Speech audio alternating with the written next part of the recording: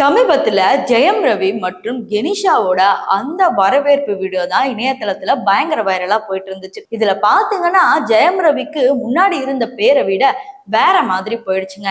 ஏன்னா சமூக வலைத்தளங்களில இது வரைக்கும் ஜெயம் ரவி எப்படி இருந்தாருன்னா, என்னதான் படம் ஹிட் பெருசா இல்லைனாலும் ரொம்ப ஒரு டீசென்டான ஆக்டர், ரொம்ப நல்லா நடிக்கிறவரு, அண்டர் ரேட்டட் ஆக்டர் அப்படிலாம் சொல்லிட்டு இருந்த மக்கள், நீ என்ன இன்னொரு பாலிவுட் ஆக்டர் மாதிரி ஒன்ன விட்டா இன்னொன்னு இருக்கிறியா, ஓ நீயும் இந்த மாதிரியா அப்படிங்கிற மாதிரி கலாய்க்க ஆரம்பிச்சிட்டாங்க. இன்னும் சொல்ல போனோம்னா, பப்ளு எப்படி சின்ன பொண்ணோட சுத்திட்டு இருந்து கழட்டி விட்டாங்களோ அதே மாதிரி இந்த பொண்ணு உன்னை கழட்டி விட்டுரும் அப்படிங்கிற லெவலுக்கு பேசுறாங்க.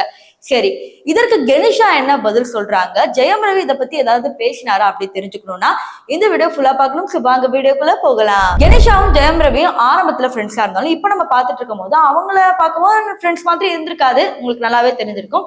ஸோ ரீசெண்டாக பார்த்தீங்கன்னா ஐஸ்வர்யா கல்யாணத்துக்கு வந்திருந்தாங்க, அதுக்கப்புறம் பார்த்தீங்கன்னா ரிசப்ஷனுக்கும் அவங்க வந்திருந்தாங்க. ஸோ அதெல்லாம் பார்க்கும்போது ஒரு ஃப்ரெண்டுக்கு எதுக்கு இவ்வளோ இம்பார்ட்டன்ஸ் கொடுக்கணும், அதாவது ஜெயம் ரவிக்கு அத்தனை ஃப்ரெண்ட்ஸ் இருக்காங்க, அதுல என்ன கெனிஷா மட்டும் அப்படிங்கிற மாதிரி சொன்னாங்க. இப்ப இவர் எங்க அடி வாங்குறாருன்னா, முதலையே கேட்கும் போது ஆமா எனக்கு கெனிஷாவை பிடிக்கும், நாங்க 2 பேரும் லவ் பண்ணிருக்கோம் அப்படின்னு சொன்னா ஃபேன்ஸ் நாங்க அமைதியா இருந்திருப்போம்.